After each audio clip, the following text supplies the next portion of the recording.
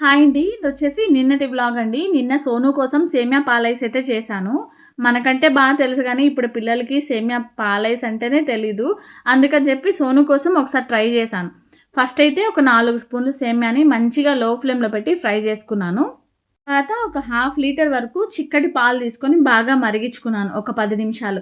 ఇప్పుడు అందులోకి సేమియా ఫ్రై చేసి పెట్టుకున్నాం కదా! అదంతా కూడా వేసేసి సేమియా ఉడికిన తర్వాత ఒక 2, 3 స్పూన్ల వరకు చక్కెర కూడా వేసుకొని బాగా కలిపేశాను.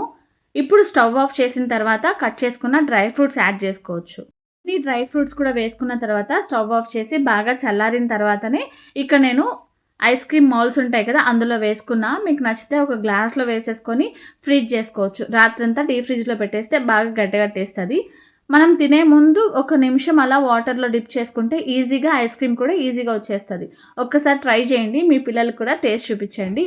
వీడియో నచ్చితే లైక్ చేయండి. అంతే ఈ వీడియో.